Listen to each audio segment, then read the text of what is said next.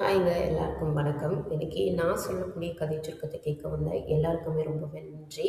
இன்னைக்கு நம்ம பார்க்க போகிறது கண்ணு பட பகுதையா படத்துடைய கதை சுருக்கம் தான். இந்த படத்தில் பார்த்தீங்கன்னா விஜயகாந்த் அவர்கள் சிம்ரன் நடிச்சிருக்காங்க. படத்துடைய director Bharathi Ganesh and music director S A. Rajkumar அவர்கள். இந்த படம் 1999 நவம்பர் 7 ரிலீஸ் ஆனிச்சு.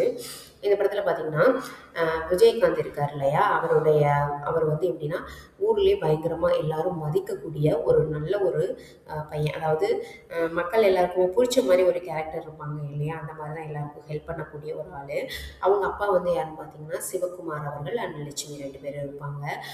பார்வதி பரமசிவன் அப்படின்ற பேரில் அவங்களுக்கு வந்துட்டு மூத்த பையனாக இருக்கக்கூடியது விஜயகாந்த் அண்ட் 2வது பையனாக இருக்கக்கூடியது கரண் அவர்கள் 2 பேரும் வந்துட்டு இருப்பாங்க. அப்போ பார்த்தீங்கன்னா கரண் வந்துட்டு வெளியூரில் போயிட்டு மேல் படிப்பு படிக்கிறதுக்காக போயிருப்பார். விஜயகாந்த் அவர்கள் வந்து உள்ளூரில் தான் இருப்பார்.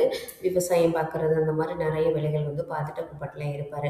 இதில் பார்த்தீங்கன்னா அதே ஊரில் இருக்கக்கூடிய ஒரு ஆசிரியரோட பொண்ணு தான் சிம்ரன் அவர்கள். அவங்க வந்துட்டு வெளியூர்லேருந்து படிப்பை முடிச்சுட்டு உள்ளூருக்கு வந்திருப்பாங்க. அப்போ பார்த்தீங்கன்னா விஜயகாந்த் அவங்களை வந்து ஃபஸ்ட்டு பார்க்கும்போது என்ன நினைப்பாங்கன்னா, அவங்க இந்த பரமசிவன் பார்வதியோட வீட்டில் வேலை பார்க்குற பையன் நினைப்பாங்க. அவங்க பையன்னு தெரியாமல் வீட்டில் வேலை பார்க்குற வேலையாள் அப்படின்னு நினைப்பாங்க. அதுக்கப்புறமா தெரியும். அப்புறம் பார்த்தீங்கன்னா 2 பேருக்கும் ரொம்பவே பிடிக்க ஆரம்பிக்கும். 2 பேரும் லவ் பண்ண ஆரம்பிப்பாங்க. கல்யாணம் பண்ணிக்கணும் அப்படின்னு சொல்லியிருப்பாங்க. இதில் பார்த்தீங்கன்னா பரமசிவன் அண்ட் பார்வதி 2 பேர் இருக்காங்களே, விஜயகாந்த் அவங்களுடைய அம்மா அப்பா, அவங்க வந்துட்டு சரி நம்ம பையனை கல்யாணம் பண்ணி வைக்கலாம் அப்படின்னு சொல்லி முடிவு பண்ணுவாங்க. அதில் பார்த்தீங்கன்னா இந்த பொண்ணையும் போய் கேட்கலான்னு இருப்பாங்க. அவங்க 2 பேரும் லவ் பண்ணுற விஷயம் அவங்களுக்கு தெரியாது. ஆனால் போய் கேட்கலாம் அப்படின்னு சொல்லி முடிவு பண்ணிகிட்டே இருப்பாங்க. அதில் பார்த்தீங்கன்னா இவங்க தம்பி, அதாவது கரண் அவர்கள் இருக்கார் இல்லையா, விஜயகாந்த் அவர்களுடைய பையன் தம்பி, அவர் வந்து வெளியூர்லேருந்து வந்திருப்பார். வந்துட்டு இருக்கும்போது ஒரு அருவியை வந்துட்டு ஃபோட்டோ பிடிச்சிட்டு இருக்கும்போது பார்த்தீங்கன்னா தவறி விழுந்துருவார்.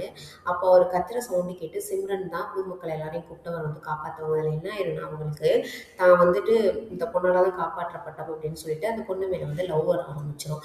இந்த விஷயத்தை போயிட்டு தன்னுடைய அண்ணனாக இருக்கக்கூடிய விஜயகாந்த் அவர்கள்ட்ட சொல்லும்போது அவங்களுக்கு தான் தம்பி மேலே வர பாசம் வச்சிருப்பாரு. ஒன்றுமே மறுப்பு சொல்ல முடியாது. சரி கல்யாணம் பண்ணிக்கின்ற மாதிரி இவர் வந்து லவ் பண்ண விஷயத்தெல்லாம் சொல்லாமல் அவங்க பேரண்ட்ஸ்ட்ட போய் சொல்லி 2 பேரும் கல்யாணம் பண்ணி சொல்லுவாங்க. இது வந்து பார்த்திங்கன்னா சிம்ரனுக்கு வந்து ரொம்பவே கஷ்டமாக இருக்கும். அதுக்கப்புறம் இவர் பேசி புரிய வச்சு, இன்னொன்று விஜயகாந்தோடைய வார்த்தைகளில் இருக்கக்கூடிய அந்த ஒரு நம்பகமான ஒரு வார்த்தைகள் இருக்கும் இல்லையா, சில பேர் என்ன சொன்னாலும் கேட்பாங்க இல்லையா, அந்த மாதிரி ஒரு மனிதர் தான் அவர்.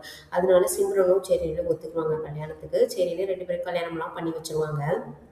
இதில் என்னென்னு பார்த்தீங்கன்னா இந்த சின்னான்னு சொல்லிட்டு இவங்க வீட்டில் ஒருத்தர் வேலை பார்ப்பார். அவர் என்ன பண்ணிடுவாருன்னா குடிச்சிட்டு இவங்க 2 பேரும் கல்யாணம் அவங்களால தாங்கிக்க முடியாது. ஏன்னா விஜயகாந்தும் சிம்ரன் 2 பேர் லவ் பண்ணது அவங்களுக்கு வந்து தெரியும். அப்போ பேரண்ட்ஸ் கிட்ட வந்துட்டு குடிச்சிட்டு பயங்கரமாக கத்திடுவார். அப்போ தான் அவங்க பேரண்ட்ஸ்க்கே தெரிய வரும், ஐயோ இந்த மாதிரி நம்ம தப்பு பண்ணிட்டோமே அப்படின்ற மாதிரி, இவங்க 2 பேரும் கல்யாணம் பண்ணி வச்சிட்டோமே அப்படின்னு சொல்லிட்டு.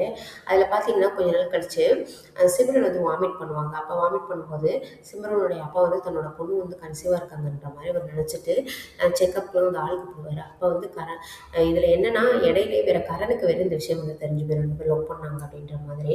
அதில் என்ன ஆயிடும் பார்த்தீங்கன்னா கரெக்டாக அவங்க வந்து வாமிட் எடுக்கும். அப்போ அவங்க 2 பேர் மேலேயும் சந்தேகப்படுவாங்க கரண். அதுக்கு வீட்டில் போயிட்டு கத்தும்போது தான் விஜயகாந்த் மேலே வந்து பயங்கரமாக வந்து இவர் வந்து ஒரு மாதிரி ஹார்ஸாக வந்து பேசிடுவார். அதில் என்னென்னா கஷ்டப்பட்டுட்டு விஜயகாந்த் வந்து வீட்டை விட்டு வெளில போயிடுவார். அதுக்கப்புறம் தான் அவங்க அம்மா அப்பா வந்து சொல்லி புரிய வைப்பாங்க. ஒரு விஷயம் ஒன்று நடந்திருக்கும். என்னென்னு பார்த்தீங்கன்னா விஜயகாந்த் வந்துட்டு ஆக்சுவலாக அதே ஊரில் வாழ்ந்த ஒரு பெரிய செல்வந்தருடைய பையன் தான் அவர். அவர் பார்த்தீங்கன்னா இவங்க 2 பேரும், அதாவது பரமசிவன் பார்வதின்னு 2 பேர் இருக்காங்க இல்லையா, அவங்க 2 பேரும் லவ் மேரேஜ் பண்ணிக்கிடுவாங்க. பண்ணும்போது அந்த ஃபேமிலிக்குள்ளே பிரச்சனை வரும் இல்லையா, அப்போ இவங்க 2 பேர் தேடி வரும்போது இவங்க போய் அந்த செல்வந்தருடைய வீட்டுக்குள்ளே தான் போயிட்டு அடைக்கலம் கேட்பாங்க. அப்போ இவங்கள 2 பேரும் கொள்ள வந்தவங்க மாற்றி அவங்கள வந்து கொண்டுருவாங்க. அந்த விஜயகாந்த் அவர்களுடைய அப்பா வந்து கொலை பண்ணிடுவாங்க, குத்திடுவாங்க. அதில் பார்த்தீங்கன்னா அவர் தன்னோட பையனையும் இந்த செல்வாக்கு எல்லாத்தையும் எடுத்துகிட்டு இங்கேருந்து போயிருங்கன்ற மாதிரி அவர் தான் அனுப்பி வச்சிருப்பாரு. ஸோ அவர் தான் இந்த சொத்து எல்லாத்துக்குமே இது நம்ம வந்து அவங்களுடைய சொத்துல தான் நம்ம இப்போ வாழ்ந்துட்டுருக்கோம், நீ அவர் அப்படி பேசியிருக்கக்கூடாது. இன்னொன்று அவன் தன்னோட தம்பிக்காக விட்டு கொடுத்து இந்த அளவுக்கு வந்திருக்கான், யாருமே லவ் பண்ண போனாலாம் விட்டு கொடுக்க மாட்டாங்க அப்படின்ற மாதிரி சொல்லி அதுக்கப்புறமா அவரை புரிஞ்சுக்கிட்டு கரண் வந்து தான் பண்ண தப்புன்னு சொல்லி அவங்க அண்ணன்கிட்ட போய் மன்னிப்பு கேட்டு அதுக்கப்புறம் பார்த்தீங்கன்னா அவங்களுக்கும் ஒரு பொண்ணை பார்த்து கல்யாணம் பண்ணி வச்சு ஒரு குட் ஃபினிஷிங்கில் இந்த படத்தை வந்து முடிச்சிருப்பாங்க.